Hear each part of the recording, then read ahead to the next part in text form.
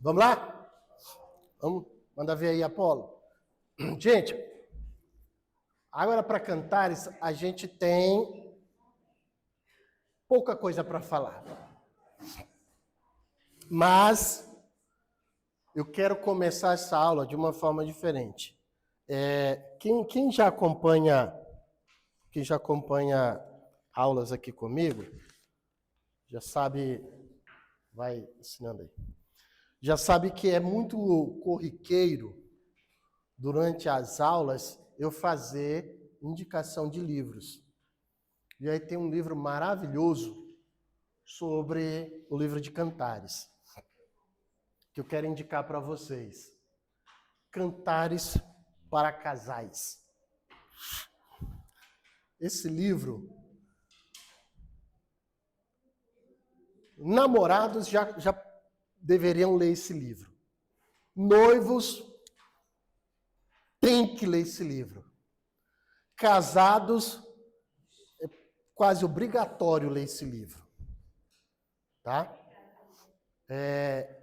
Esse pastor David Merck, ele é um pastor batista, ele é americano, e ele veio como missionário para o Brasil há mais de 40 anos. Ele é casado com uma brasileira. Pai, se eu não estiver enganado, eles têm 8 filhos e 24 netos. E para cada neto, ele escreveu um livro. Certo? E esse livro, ele escreve de uma forma maravilhosa. Ele dá uma nova leitura para o livro de Cantares. Não é um livro caro, não é um livro difícil. E para quem trabalha em ministério de casais, esse livro tem até algumas dinâmicas para ser feitos em trabalhos específicos para casais. Então, fica a dica, Cantares para Casais, pastor David Merck, editora Agnus. Tá? O livro de Cantares, ele basicamente é o diálogo entre Salomão e Sunamita. E aí vai uma dica aqui, gente. Sunamita não é nome da moça. Tá? Sunamita não é o nome da moça. Abrasileirado, Sunamita tornou-se Sulamita. Mas também não é o nome da moça. Sunamita é gentílico. Vocês sabem o que é gentílico? Hã? Gentílico, não. Gentílico. Gentílico é, por exemplo, eu sou maranhense. Nasci no Maranhão. Quem aqui é gaúcho? Não tem um gaúcho aqui. Quem é paranaense? É paranaense por quê? Nasceu no Paraná. Quem é rondoniense? Rondoniense por quê? Nasceu em Rondônia.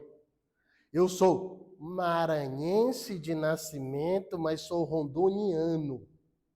Ou seja, eu vim do Maranhão para morar em Rondônia. Eu tenho mais tempo de vida em Rondônia do que todo o tempo que tive fora de Rondônia. Pra vocês terem noção. Entende? Vocês terem noção? Então, por que chamam de Sunamita? Porque essa jovem era de uma região chamada Sunem. Sunem, que fica perto do Líbano. Aula de geografia bíblica. Olha para o mapa de Israel, lá o mar da Galileia, olha mais para cima, você vai ver o Líbano. Então, naquela região ali, entre o mar da Galileia e o Líbano, tinha uma região chamada Sunem. E essa jovem era dessa região, por isso recebe o gentílico de Sunamita. Repara que toda vez que pronuncia o nome Sunamita, está com S minúsculo. Tá? Olha no livro de vocês. Toda vez que está escrito sunamita, está com S minúsculo. Por quê? Não é nome de pessoa. Tá? Ok? Beleza? Então, Cantares é o discurso de amor entre Salomão e essa jovem. Tá? Não há uma expressão clara de qual seja o nome dela. Tá? Deixa eu fazer uma pesquisa aqui. Deixa eu ver se dá para...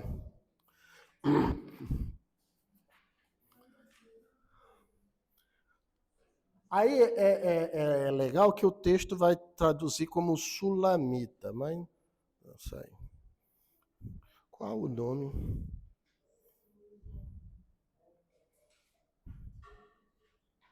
Sulamita.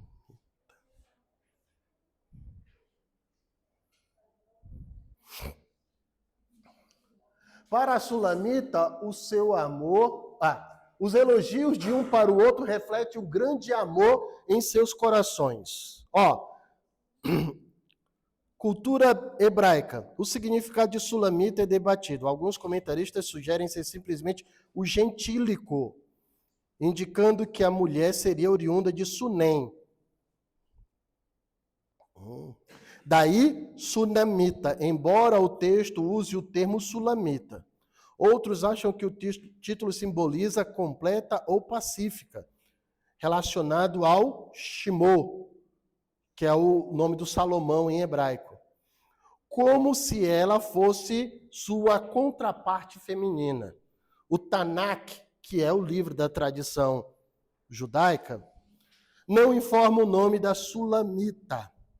Tudo o que sabemos é seu título e sua história poética.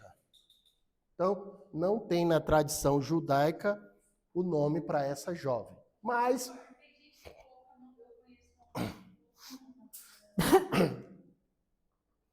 eu quase casei com uma moça que a mãe dela, o nome é Sulamita. Entendeu? Então, não há problema. É bonito, é lindo, nome muito bonito. Sunamita ou Sulamita são dois nomes bonitos. Se você colocar numa filha, não tem problema nenhum. Só que não é nome de pessoa. Assim como César não é nome. César é título romano. É uma patente romana. Certo? O César. Então é como se fosse sargento, cabo, tenente. É uma patente da hierarquia militar romana. Certo? Outro nome que é assim também. Oi? Gênesis é origem. Então, tem pessoas que têm nome Gênesis, certo? Então, não, acaba tornando-se nome, mas não é comum, certo? Tá? Tem uma história de um missionário que veio da Suécia para o Brasil, e ele veio de lá casado e com filhos e chegou aqui, teve problemas em registrar a filha na escola. Parece até que teve que trocar o nome da menina, teve que entrar na justiça para trocar o nome da menina, porque o nome da menina era Janela.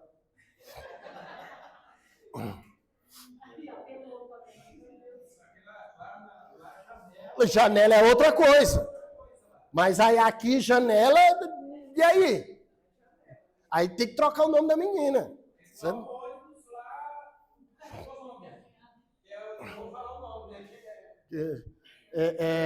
Autobus, na Bolívia é autobus.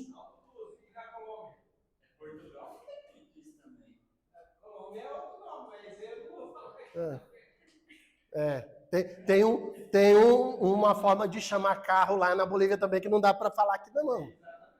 Talvez seja até o mesmo. É com C?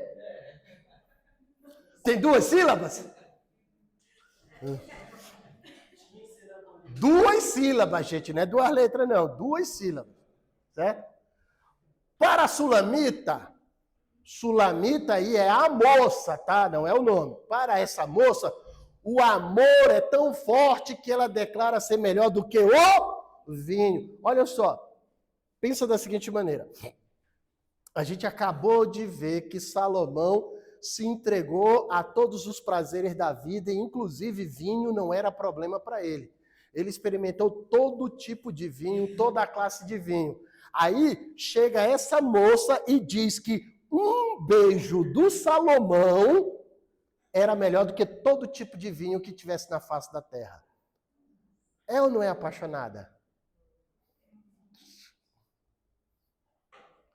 A ideia de ler o livro de Cantares, gente, não é ler de forma erótica. É ler de forma romântica. É ler de forma amorosa. O rei diz que ela é mais formosa entre todas as mulheres. E olha só, não é formosa só de beleza. É formosa de tudo. Ela é a mais formosa. O cara está apaixonado. A noiva relata o desejo de receber o amor do seu noivo, mostrando que Salomão tinha conquistado o coração da sunamita. Ela compara o seu amado ao filho da gazela que, na sua alegria, pula e salta sobre os montes. Ou seja, ela não tem olhos para outras pessoas. Não tem problema você se entregar ao amor, desde que seja para a pessoa certa. Tá? Desde que seja para a pessoa certa. A jovem noiva deseja que nada interfira no crescimento do seu amor. Ou seja, ela está literalmente apaixonada. Ela quer se entregar ao seu amado e viver eternamente nos braços dele. Aí, se a gente for tirar um pouquinho dos olhos da pureza da coisa, eles não vão comer nunca, né? Não toma banho, não sua, entendeu? Não passa perfume. É o cenário perfeito, é aquela coisa de filme. Está nos braços do seu amado e nada mais importa. Esse é o modo de olhar para o livro de Cantares. Você se entrega a Deus e nada mais importa. Você se entrega para Deus e deixa o tempo correr. Enquanto dorme, a sunamita sonha que perdeu o seu amado e que não consegue achá-lo. Olha só. É amor demais, gente. Ela está dormindo, mas o amado não sai da cabeça dela. Está até nos sonhos. E ela agora tem um pesadelo, que é o quê? Em sonho, ela acha que perdeu o cara. Ah, minha vida acabou.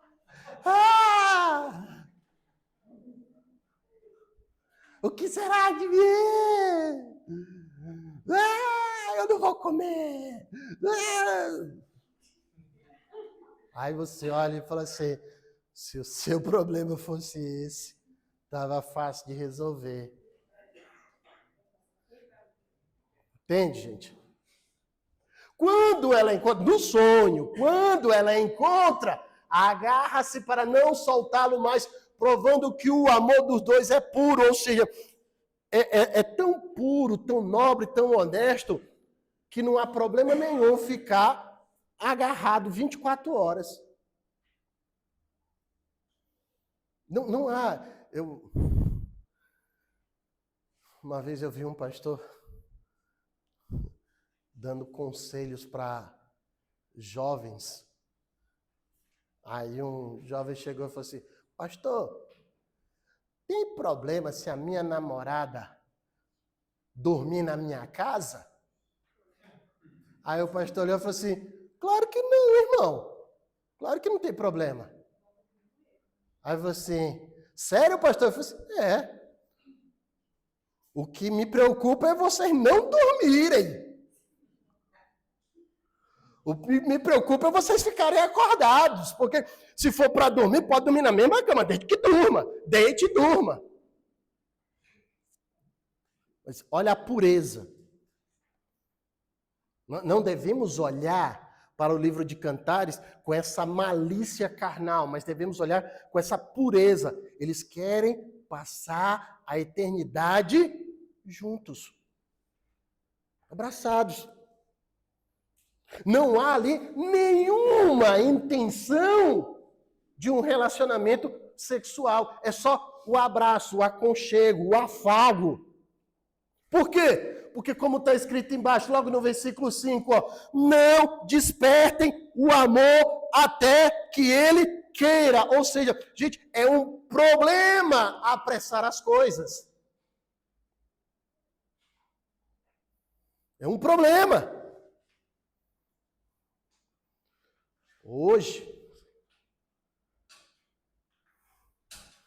eu não sei se eu falo, vai ficar gravado.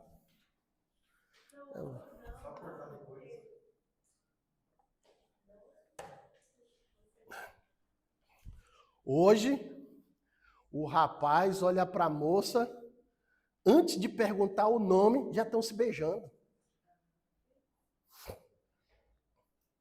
É ou não é?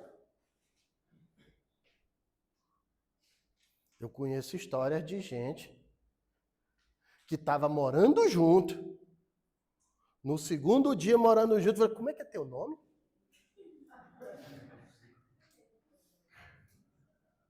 Ai, é João. Ai, João, é que eu só te chamo de Mor, né? Mor. É uma pressa de chamar a pessoa de amor e nem sabe o significado de amor.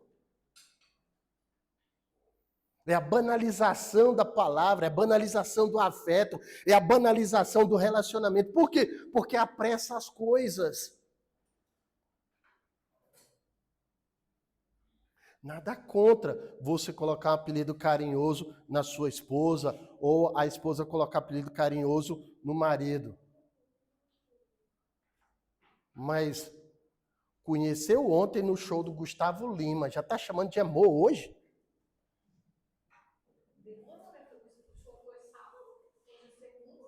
Ou o show foi sábado? Irmã, a senhora sabe que...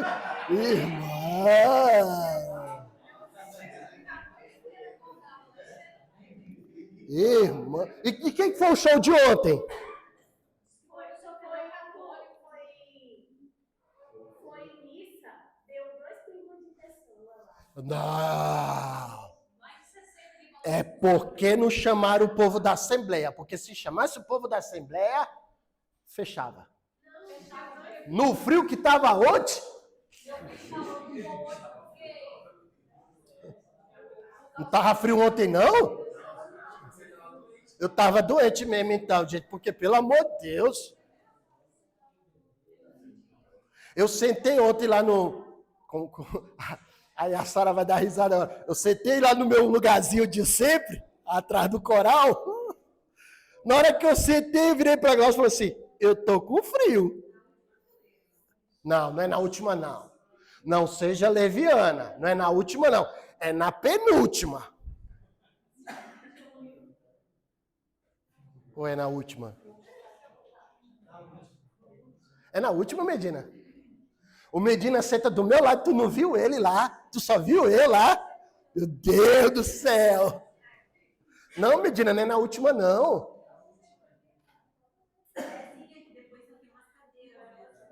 É mesmo, é na última. Caramba. Eu tô doente mesmo, nem reparei. Então, a ideia que o versículo 5 passa, gente, é não apressar as coisas. E aí eu faço uma análise com vocês aqui agora. Quando é que a gente apressa as coisas? A mãe apressa as coisas quando ela vai na loja e compra a roupa para a menina no modelo adulto. Você olha na igreja hoje, as menininhas de 9, 7, 8, 9, 10 anos não usa mais vestidinho de criança. Isso é ir contra o versículo 5. Você está apressando as coisas. Eu conheço histórias de mulheres que a filha de 5 anos vai no salão fazer a unha.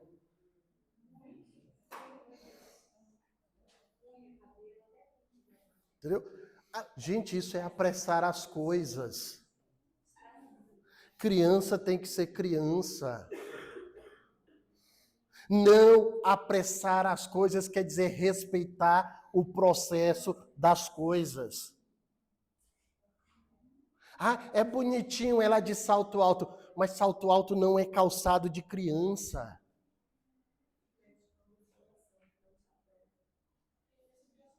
Da mesma forma que se acelera as coisas com as meninas, não se quer acelerar com os meninos.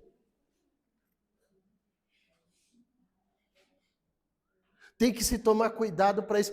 Também não se pode acelerar as coisas com os meninos.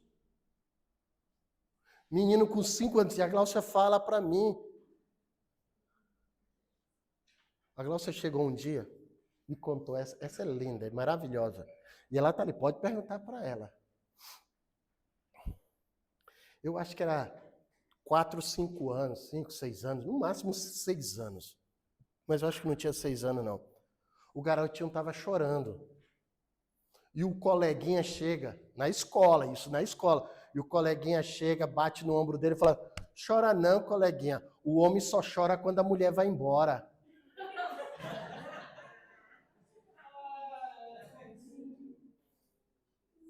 É cômico. É para dar risada. É.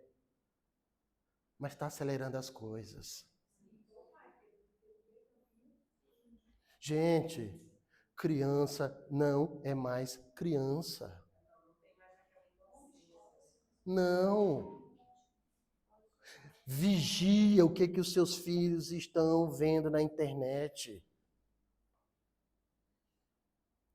A minha irmã teve um sonho, um arrebatamento. Ela disse que aquelas crianças, tudo de 7, 8 anos, vestidinha de criança, mas nem isso. Olha só, tem um vídeo do pastor Rafael Abdala. Ele é um pastor batista. E ele diz que uma criança, 2 anos, a avó no gabinete do pastor falou, pastor, como é que a gente vai educar essa criança, pastor? O menino já mente. Eu falei assim, ué, pastor, estava na casa dele, terminou o almoço, ele chegou para mim e falou assim, vovó, me dá um doce? E ele sabe que ele só pode comer doce um dia específico na semana, e não era o dia. E eu falei para ele assim, vai lá e pergunte para o seu pai. E ele saiu, foi até onde o pai e a avó vendo de longe. E ouviu o pai dizer para ele, falou assim, não, hoje não é dia de comer doce. A avó ouviu isso. O menino voltou e falou assim, vovó, o papai deixou. Aí ela olha para o pastor e fala assim, pastor, eu não sei onde esse menino aprendeu isso. Esse menino nem vai na creche. Ele só frequenta a igreja e casa. É de casa para a igreja, da igreja para casa. E nós temos o maior cuidado. A gente não mente na frente do menino.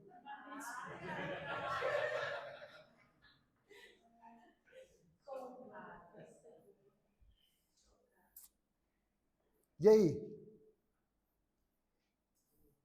Gente, não apressem as coisas. Criança não namora. Vou dar uma dica para vocês.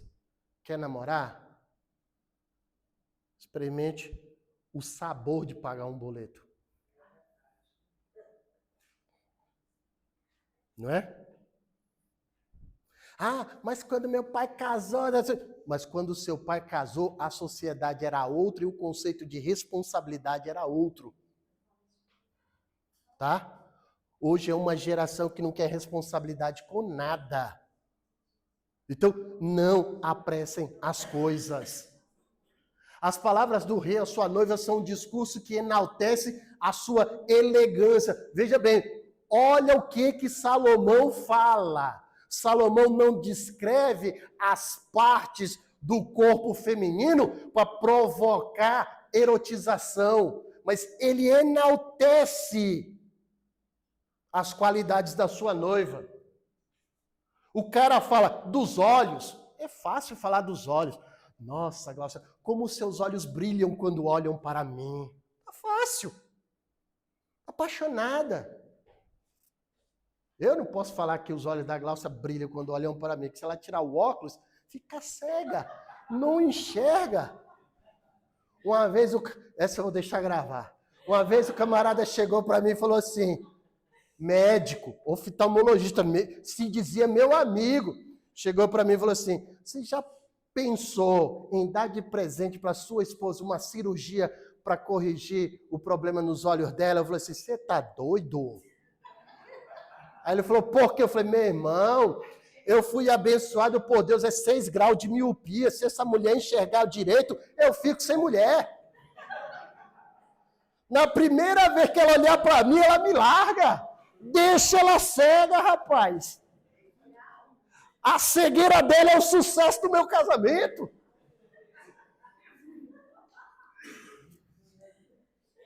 É fácil elogiar os olhos. É fácil elogiar os cabelos. Fácil elogiar os lábios. Eu quero ver elogiar o pescoço, meu irmão.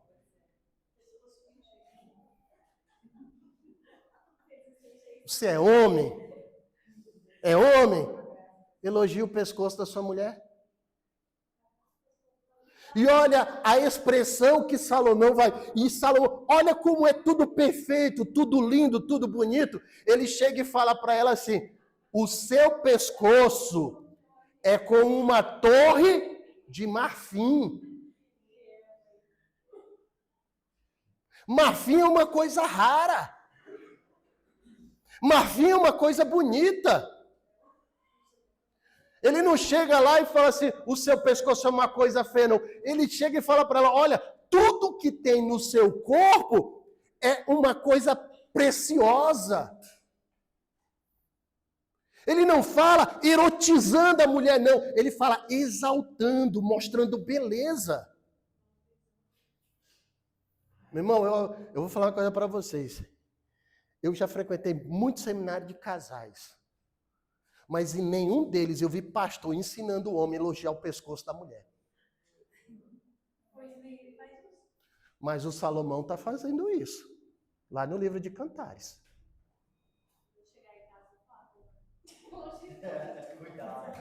Viu? O Salomão está fazendo isso. Olha, gente, como o Salomão não deixa passar nada. Nada. Mas ele não toca em assuntos de forma inapropriada.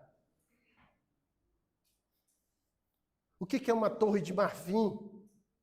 Gente, é uma coisa linda. A alegria do rei é evidente, ele deseja festejar com todos. Um banquete é preparado e o casamento de Salomão e a jovem sulamita é celebrado. A sulamita vê o seu amado como o excelente entre todos. Aí tem uma expressão que um dia a Glaucia falou. A Glaucia estava conversando com as amiguinhas, e aí há uma discordância de como a gente se conheceu. A Glaucia disse que foi numa determinada situação, e eu digo que foi em outra. Por incrível que pareça, a Glaucia disse que a primeira vez que me viu, eu estava jogando bola. No pátio da Igreja Católica. O filho de um pastor assembleiano no pátio da Igreja Católica jogando bola. Pelo menos ela me conheceu como um atleta. Primeira vez que eu vi a Glaucia foi na escola bíblica dominical. Cheguei de viagem, tinha passado férias na casa dos meus avós. E havia uma divisão na classe entre meninos e meninas. E quando eu cheguei, o grupinho de meninos chegou e falou assim, ó, chegou uma menina novata aí que tá botando a gente no chinelo. ela sabe tudo de Bíblia. Falei, sério? Falei, sério. E na nossa sala tinha um quadro com a pontuação. E quando eu viajei, eu tinha deixado o quadro, 10.000 pontos, os meninos na frente das meninas. Quando eu cheguei, os meninos estavam atrás uns 5.000 pontos. Eu falei, o que vocês fizeram? Ela falou, tu viajou, tu é o mais inteligente. Você não lê a Bíblia, não? Eu falei, mas chegou uma menina nova aí. E aí, primeira impressão, eu quis odiar ela. Por quê? Porque o quadro estava dizendo que ela ia ser minha rival. Quando eu entrei na sala, tá ela sentadinha lá. Eu olhei e falei assim, não dá para ficar com raiva. Foi? Não dá para ficar com raiva.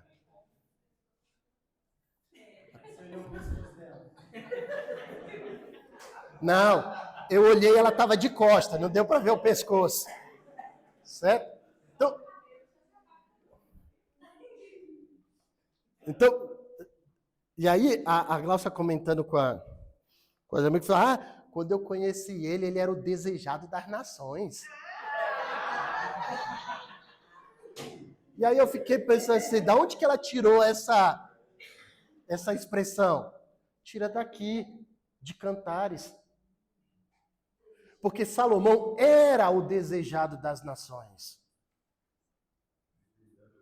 E aí a Sulamita, ela se envaidece de dizer assim, eu tenho aquele que todas querem, mas não podem ter.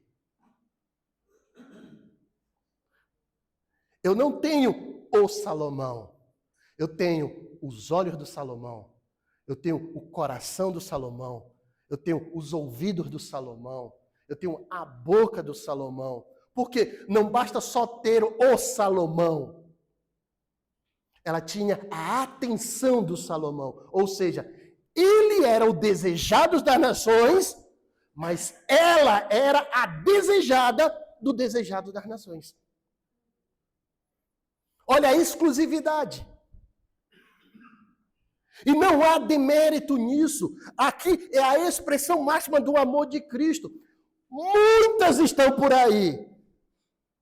Mas Cristo olhou para a igreja. Muitas estão por aí. Mas Cristo falou, eu vou levar só a igreja. Há muitos por aí. Mas a igreja deve se voltar só para o seu amado. Então, o conceito aqui não é poligamia, é monogamia. É exclusividade. É se dedicar de corpo e alma para aquele que é somente seu. Entende? Não há ninguém que se compare ao seu amado. Ele é tudo para ela. Pode ter gente mais bonita? Pode. Mas não conquistou o coração dela como o Salomão. E detalhe, tá, gente? A Bíblia vai falar que Salomão não era bonitão, não, tá? Salomão não era esse espetáculo todo que a Sulamita fala, não. Agora, se ela tivesse falando isso daí, do Absalão, aí o negócio era feio. A Bíblia diz que o Absalão era bonito. Era feio, mas tinha dinheiro, né? Só que, olha só, Absalão era bonito, mas era o oposto de Salomão. Absalão não era homem que pudesse louvar a Deus com os seus atos. Mas a Bíblia fala que Absalão era bonito. Quando eu leio isso na Bíblia, eu falo, quase eu.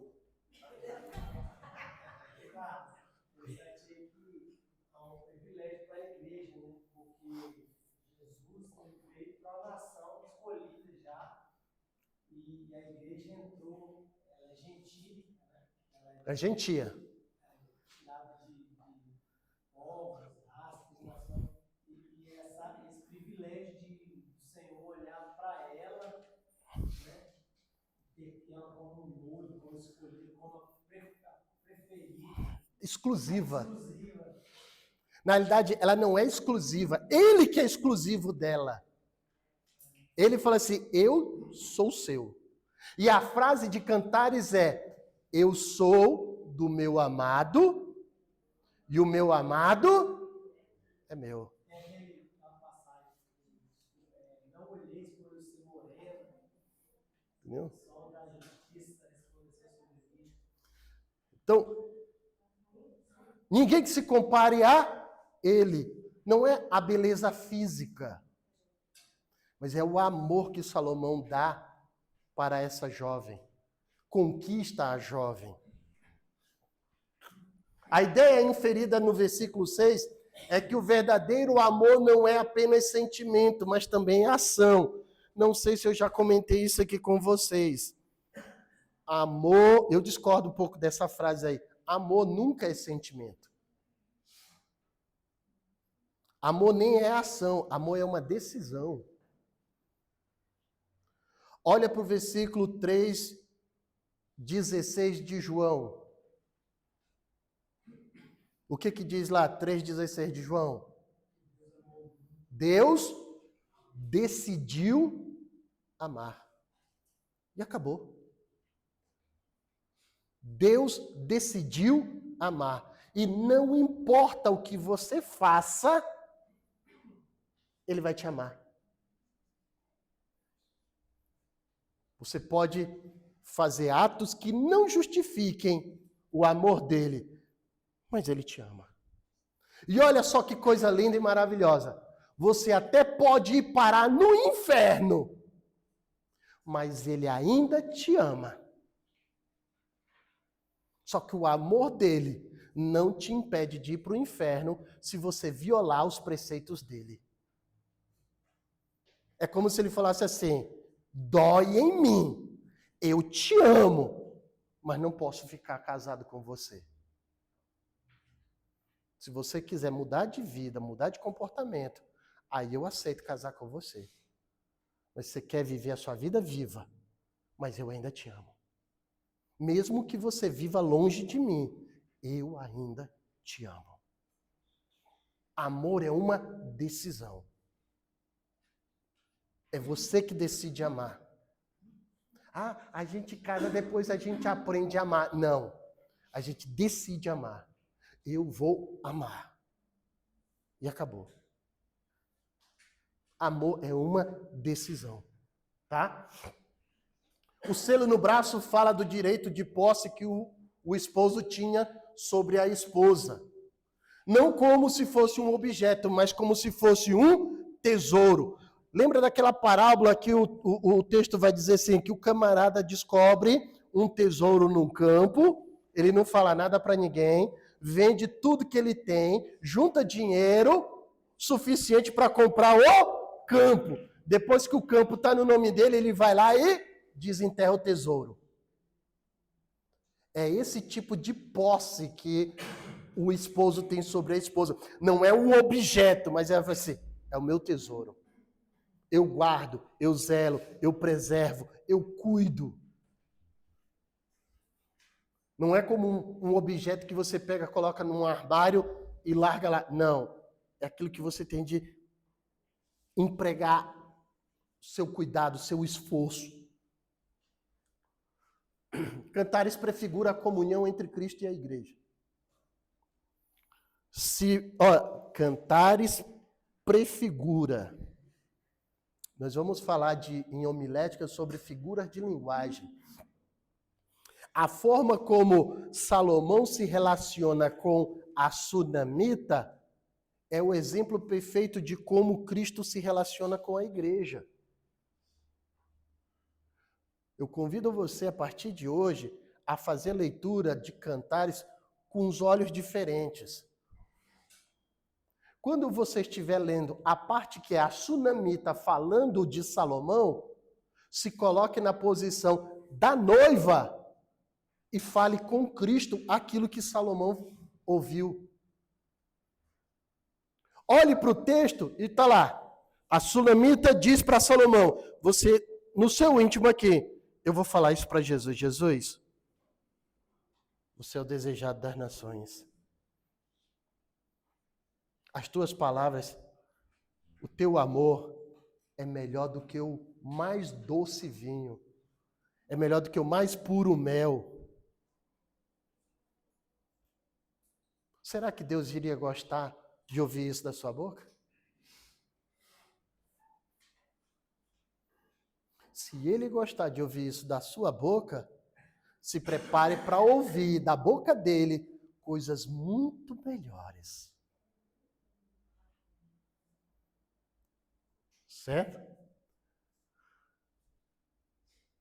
Cantares é o selo de Cristo que nos leva a uma intimidade profunda com Deus. Devemos vigiar para que o mundanismo não roube ou destrua a nossa vida cristã.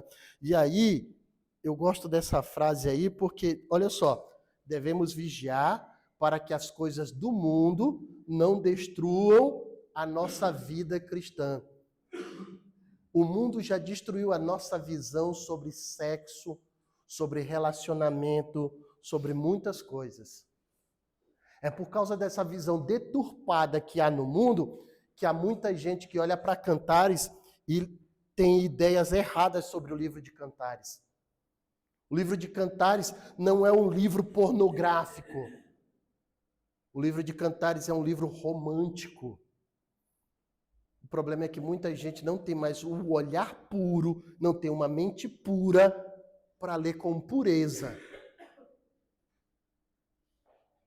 Se você fizer uma análise perfeita, bonitinha, do livro de Cantares, você vai ver a exaltação do amor de um homem para uma mulher. Salomão faz tudo por essa mulher. Faz tudo. Ele teve 1000 mulheres, mas só teve uma rainha.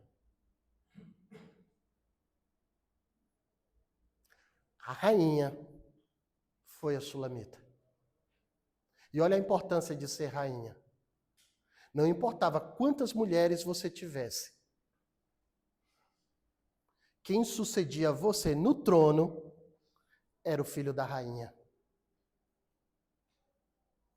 Salomão teve inúmeros filhos, mas a Bíblia só registra o nome de um. Roboão, filho da Sunamita. Não importa quantos deuses passou pelo seu coração. Importa que para Deus você é a noiva, por quem ele morre e voltará para buscá-la. Senhor meu Deus, graças te damos. Obrigado pelo teu amor, pelo teu favor.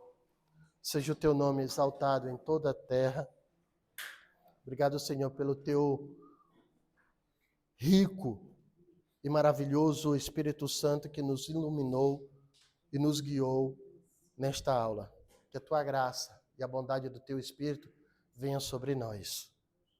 Que a graça do Senhor Jesus Cristo possa capacitar estes alunos a responderem à prova e que voltem para os seus lares debaixo da tua paz, da tua graça, sendo edificados, Senhor, a olhar para o livro de Cantares agora de uma forma diferente, a olharem para Cantares e encontrarem ali o amor que o Senhor tem para com a igreja. A mim, Senhor, obrigado por me dar a oportunidade de ser ferramenta para a vida destes alunos. Que o Senhor os conduza na próxima matéria com outro professor e que a tua palavra seja edificada no coração deles.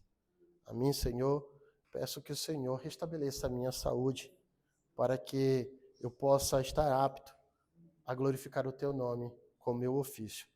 Em tudo agradecemos e glorificamos a ti. Amém.